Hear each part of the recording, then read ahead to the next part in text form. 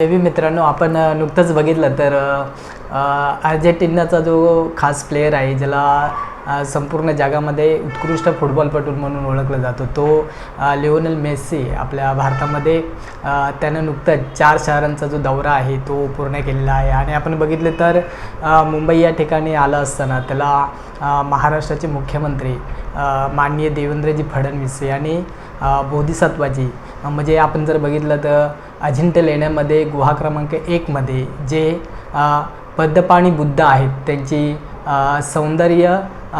सौंदर्य प्रकाशित म्हणजे सौंदर्याचं एक प्रतीक म्हणून जी संपूर्ण त्या गुहेमध्ये असलेलं या अजिंठ्याचं जे गुहा क्रमांक 1चं जे बुद्धांचं जे अस्तित्व आहे ते त्या ठिकाणी एक भेट म्हणून दिलं गेलं. आणि आपण बघितलं तर ज्यावेळी भारतामध्ये अशा प्रकारचे बाहेरच्या व्यक्ती येतात, अशा प्रकारच्या जगप्रसिद्ध व्यक्ती भारताला ज्यावेळी व्हिजिट देतात त्यावेळी त्यांना बुद्धाचं अशा प्रकारचं जे अस्तित्व आहे, बुद्धाच्या अशा प्रकारच्या ज्या प्रतिमा आहेत, बुद्धाच्या अशा प्रकारच्या ज्या हस्तलिखित आहेत त्या भेट म्हणून दिल्या जातात. आणि आपण बघितलं संपूर्ण जगामध्ये बुद्धांना ज्यावेळी भारतामधून अशा प्रकारच्या व्यक्ती परदेशी भेट देतात त्यावेळी त्यांना तसं सांगावं लागतं की आम्ही बुद्धाच्या पवित्र अशा देशामधून इथे आलेलो आहोत. आणि तिकडचे जे देश आहेत, तिकडच्या देशातले जे लोक आहेत ते भारताला प्रणाम करतात, कारण भारत ही बुद्धाची भूमी आहे. आणि तिच्या कणाकणामधून जिथे या जमिनीमध्ये जिथे खोदकाम होतं त्यामध्ये देखील त्यांना फक्त आणि फक्त बुद्धांच्या मूर्त्या आढळल्या जातात. आणि म्हणून असं एकेकाळी म्हटलं जातं की भारत हा सोन्याची खाण होता, आणि म्हणून ही जी सोन्याची खाण आहे ती संपूर्ण जगामध्ये बुद्धाला ओळखली जाते, किंवा बुद्धामुळं संपूर्ण जग आहे ते भारताकडे अशा पद्धतीने बघत असतं. आणि म्हणून प्रत्येक वेळेला आपण जर बघितलं तर ज्यावेळी परदेशी पाहुणे भारताला भेट देतात त्यावेळी त्यांना अशा प्रकारच्या बुद्धांची आठवण करून द्यावीशी वाटते. अशा प्रकारच्या बुद्धांच्या मुद्रिका ज्या आहेत, अशा प्रकारच्या बुद्धांच्या लिखित स्वरूपाच्या ज्या प्रतिमा आहेत त्या भेटमधून दिल्या जातात. आणि म्हणून केवळ बुद्धच का, कारण अशा प्रकारच्या परदेशी पाहुण्यांना केवळ बुद्धच का भेट दिले जातात, त्याचं अतिशय उत्कृष्ट उदाहरणं आपण कित्येक ठिकाणी बघत असतो. आणि म्हणून या देशामध्ये वेगवेगळ्या प्रकारचे विचार आहेत, वेगवेगळ्या प्रकारच्या मान्यता आहेत, वेगवेगळ्या प्रकारचे धर्म आहेत, मात्र जगाला बुद्धच का द्यावा लागतो याचं नेहमी आपण तर्कशील जर विचार केला तर नेमकं बुद्धाने जगाला कसली शिकवण दिली, त्यामुळे संपूर्ण जे जग आहे ते बुद्धाला अशा प्रकारे ओळखलं जाते, किंवा संपूर्ण जग जे आहे ते संपूर्ण जो भारत आहे तो जगामध्ये बुद्धाला कसा ओळखला जातो याची बुद्धांनी दिलेली जी विशिष्ट अशी शिकवण आहे, किंवा बुद्धांचे जे विशिष्ट असे विचार आहेत ते जगामध्ये चांगल्या प्रकारे ओळखले जातात. संपूर्ण जे जग आहे ते बुद्धांच्या मार्गावरती कसं पुढे अग्रेसर होतं आहे याची कित्येक उदाहरणं आपण बघत असतो. आणि म्हणून या व्हिडिओच्या माध्यमातून आपण नेमकं बुद्धांनी जगाला काय दिलं, बुद्धांनी जगाला कसली शिकवण दिली की जग जे आहे ते बुद्धांना भारताला जे आहे ते बुद्धाचा देश म्हणून ओळखला जातो. आपण कित्येक ठिकाणी बघितलेलंच आहे की बुद्धांची जन्मभूमी जी आहे ती भारतामध्ये बिहार या ठिकाणी आपण जर बघितली तर सारनाथ या ठिकाणी त्यांना ज्ञानप्राप्ती झाली. आणि लुंबिनी या ठिकाणी त्या ठिकाणचं जे पवित्र असं जे स्थळ आहे ते उभ्या जगामध्ये ओळखलं जातं. आणि म्हणून बुद्धांचा जो जन्म आहे तो भारतामध्ये आहे, आणि म्हणून उभं जे जग आहे ते बुद्धाला किंवा या भारताला बुद्धांमुळं प्रणाम करतं. आणि म्हणून बुद्धांनी सांगितलेला जो विचार आहे, बुद्धांनी सांगितलेली जी शिकवण आहे ती जगामध्ये मानवतेची शिकवण देणारी आहे. जगामध्ये प्रत्येक माणूस जो आहे तो मानवाच्या मनामधील विचाराने कसा जोडला जातो, बुद्धांच्या विचारांनी कसा विणला जातो, किंवा भारताचे संविधान आहे ते देखील बुद्धांच्या या विचाराने समता, स्वातंत्र्य, बंधुता, न्याय किंवा समानता या गुंफणीतून कसं गुंफलं गेलेलं आहे याची कित्येक उदाहरणं आपण बघत असतो. आणि म्हणून असं म्हटलं जातं की जसं बीज पेराल तसं ते उगवतं, असं बुद्धांनी त्यांच्या विचार विनियामध्ये सांगितलेलं आहे.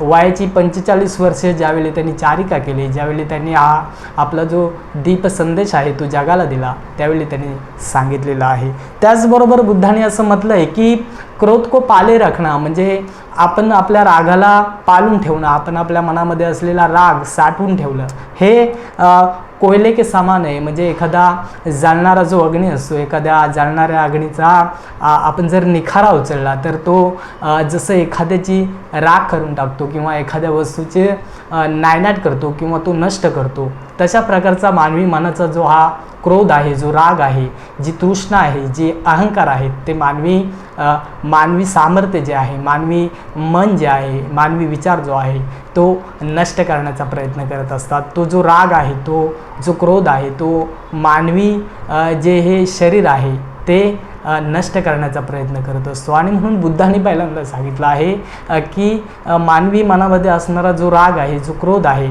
तो कोयल्याच्या समान आहे, तो निखाऱ्या समान आहे. आणि म्हणून हे जे जग आहे ते हे बुद्धांचा जो हा विचार आहे ते ओळखतं. या बुद्धांच्या विचारांमध्ये असलेली जी शक्ती आहे ती जग ओळखतं. आणि म्हणून बुद्धांचा जो विचार आहे तो उभ्या जगाला मान्य करावा लागतो. त्याचबरोबर बुद्धांनी असं सांगितलेलं आहे की मैं ये कभी नहीं देखता कि क्या किया गया है, मैं हमेशा ये देखता हूँ कि क्या करना बाकी आहे. म्हणजे मी हे बघत नाही की आता काय करून झालेलं आहे, तर काय करायचं बाकी आहे याच्यावरती मी फोकस करतो, याच्यावरती तुम्ही फोकस करा, हे बुद्धांनी उभ्या जगाला सांगितलेलं आहे. आणि म्हणून आपण जर बघितलं जगाच्या पाठीवरती कित्येक मोठी जी संशोधनं होतात, त्याचा मूल बेस जो आहे, मूल जो पाया जो आहे तो बुद्धांचा जो हा विचार आहे तो हे जी जगातील वेगवेगळे जे देश आहेत ते स्वीकारत असतात. आणि उभ्या जगामध्ये जे मोठमोठे शोध लावले जातात ते बुद्धांच्या या तर्कशुद्ध विचारावरती लावले जातात. आणि म्हणून जगाला बुद्धांचा जो हा विचार आहे तो पटलेला आहे, जगाला बुद्धांचा हा विचार जो आहे तो आपलासा वाटतो. आणि म्हणून बुद्धांचा हा जो विचार आहे हा संपूर्ण जगामध्ये मानला जातो. त्यानंतर आपण बघितलं तर बुद्धांनी असं सांगितलं आहे, चंद्रमा और सूर्य और जो सत्य, मतलब ये तीन जो चीज़ें हैं, मतलब सूर्य, चंद्र और जो सत्य, ये तीन चीज़ें जो है तो हमेशा के लिए अमर रहेंगी. मतलब ये जो है वो कोई छुपा नहीं सकता, ये सत्य है, ये ब्रह्मांड का जो सत्य है इसको कोई नकार नहीं सकता, ऐसा बुद्धा ने कहा है. मतलब चंद्र, सूर्य और सत्य ह्या ज्या तीन गोष्टी आहेत ते जगामध्ये अमर आहेत, त्याला कोणीच लपवू शकत नाही, हे सत्य प्रखर आहे असं बुद्धांनी आपल्या विचारामध्ये सांगितलेलं आहे. आणि म्हणून हा विचार जो आहे तो जगाला पटतो, हा विचार जो आहे तो जगामध्ये मानला जातो. आणि म्हणून उभं जग जे आहे ते भारताकडे बुद्धाचा देश म्हणून याच नजरेने बघत आहे. त्याचबरोबर आपण बघितलं तर बुद्धांनी असं म्हटलं आहे की what you think you become, म्हणजे जसं तुम्ही तुमच्या जीवनामध्ये जसा विचार करता तसेच तुम्ही घडण्याचा प्रयत्न करत असता. जो विचार तुमच्या मनामध्ये घोळत राहतो, जो विचाराच्या घोळंब्याने माणूस पुढे जातो, त्या विचाराने माणूस जो आहे तो बनत जातो, असं बुद्धांनी उभ्या जगाला आपल्या संपूर्ण 45 वर्षाच्या धम्म प्रचारा आणि प्रसारामध्ये सांगितलेलं आहे. आणि म्हणून हे सत्य आहे, हे जे निखळ सत्य आहे ते उभ्या जगामध्ये स्वीकारलं गेलेलं आहे. त्याचबरोबर आपण जर बघितलं आणि की बुद्ध पुढे असं म्हणतात की परेशानी ये नाही आहे की तुम्हें लगता है समय बहुत है.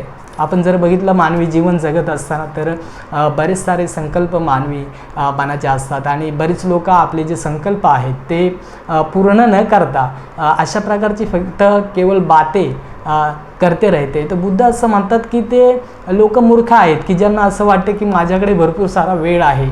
ते लोक मूर्ख आहेत की ज्यांना वाटतं माझ्याकडे भरपूर सारा वेळ आहे. त्या लोकांना असं वाटते की मी कधी मरणारच नाही आहे किंवा माझा जो अमूल्य असा वेळ आहे तो मला अजून मिळत राहील.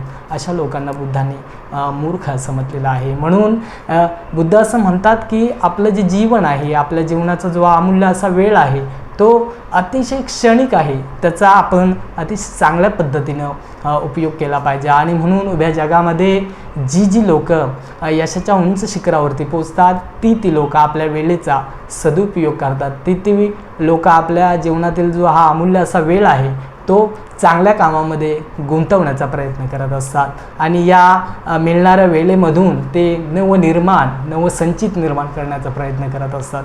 असं बुद्धाने आपल्या मानवी विचारामध्ये, बुद्धाने आपल्या संपूर्ण वर्षावासांमध्ये वेळेचं जे महत्त्व आहे ते उभ्या जगाला सांगितलेलं आहे. त्याचबरोबर आपण बघितलं तर घृणा से घृणा कभी मिटती नाही आहे. घृणा म्हणजे रागाने राग कधी मिटत नाही, तर तो प्रेमाने जिंकावा लागतो, असं बुद्धाने आपल्या विचारामध्ये संपूर्ण जो आपला धम्माचा जो हा उपदेश आहे तो उपदेश सांगत असताना सांगितलेला आहे. आणि म्हणून पहिल्यांदा मानवी जीवनामध्ये, पहिल्यांदा संपूर्ण जगामध्ये प्रेमाची जर का खरी व्याख्या कोणी समजावून सांगितली असेल तर ती बुद्धाने पहिल्यांदा सांगितलेली आहे. आणि म्हणून घृणा से घृणा कभी मिटती नहीं है, प्रेम से घृणा मिटती है, ऐसा बुद्धा ने पहली बार इस जगत को कहा है. म्हणून बुद्धांचा हा जो विचार आहे तो उभ्या जगाला आपलासा वाटतो. त्याचबरोबर आपण बघितलं तर बुद्ध असं म्हणतात की सबसे अंधेरी बात, मतलब सबसे अंधारमय ऐसी जो बात है वो अज्ञानता है. आपण जर बघितलं मानवी जीवनामध्ये बऱ्याच साऱ्या व्यक्ती ज्या आहेत त्या अज्ञानतेमध्ये अडकून पडतात. बऱ्याच साऱ्या व्यक्ती आहेत त्या शिक्षण घेत नाही. बऱ्याच साऱ्या व्यक्ती आहेत त्या आपण बघितलं तर गरिबीचं अतिशय विस्तृत असं जीवन जगताना आपण बघत असतो. आणि म्हणून बुद्धाने सांगितलेलं आहे की गरिबीवर किंवा आपल्या अशा प्रकारच्या जीवनावर तुम्हाला जर का मात करायची असेल तर आपल्या जीवनातला जो अंधार आहे, आपल्या जीवनातलं जे शिक्षण नसलेली जी आपली परिस्थिती आहे किंवा आपल्या जीवनामध्ये आपण त्याला म्हणतो की कर्मकांड आहे किंवा विशिष्ट गोष्टींवरती तशा प्रकारे विश्वास ठेवणे किंवा तशा प्रकारच्या परंपरा पाळणे किंवा कुणी केलं आहे म्हणून ते मी करतोय ते मला माहीत नाही, अशा प्रकारच्या अंधकारमय जीवनामध्ये जो व्यक्ती राहतो तो आयुष्यामध्ये अज्ञानी राहतो, असं बुद्धाने आपल्या धम्मोपदेशामध्ये सांगितलेलं आहे. त्याचबरोबर आपण बघितलं तर बुद्ध असं म्हणतात की कद्र करो जो आपके पास है, मतलब आपके पास जो समय है उसका हमेशा कद्र करो, आपके पास जो ये शरीर है उसका हमेशा ध्यान रखो, क्योंकि जो अच्छा शरीर है वो अच्छा शरीर का जो स्वास्थ्य है ये जीवन का बहुत ही महंगा ऐसा दागिना है, ऐसा बुद्धाने अपने इस धम्म उपदेश में कहा है. त्याचबरोबर आपण बघितलं तर पसंद के जीव को पसंद के संगत के जो परिणाम आहे बुद्धाने असं सांगितलेलं आहे, ज्या ज्या संगतीमध्ये आपण राहतो, ज्या ज्या विचारामध्ये आपण राहतो त्याच विचारांच्या संगतीनं आपण पुढे आपल्या जीवनाची वाटचाल करत असतो. आणि म्हणून बुद्धाने सांगितलेलं आहे आपली जीवनचारिका करत असताना, आपलं जीवन व्यतीत करत असताना नेहमी चांगल्यांच्या संगतीमध्ये आपण राहिलं पाहिजे. त्या संगतीचा जो परिणाम आहे तो मानवी जीवनामध्ये प्रचंड मोठा जो आहे तो परिणाम घडून येत असतो. आणि म्हणून आपण जर का चांगल्याच्या संगतीमध्ये राहिलो तर बुद्धाने धम्मपदामध्ये देखील ते सांगितलेलं आहे, जर का एखादं चांगलं काम चांगल्या संगतीत आपण राहून केलं तर आपल्यासोबत जशी आपली सावली आपणाला साथ देते किंवा एखाद्या वाईट संगतीमध्ये जर का आपण वावरलं तर होणारे दुःखाचे जे परिणाम आहेत ती जसं बैलगाडीचं चाक बैलांच्या मागे धावतं तशा प्रकारे जे दुःख आहे ते मानवी जीवनामध्ये आपला पाठलाग करत राहतं. आणि म्हणून संगतीचे परिणाम कसे असतात हे बुद्धाने आपल्या धम्म उपदेशामध्ये उभ्या जगाला सांगितलेले आहेत.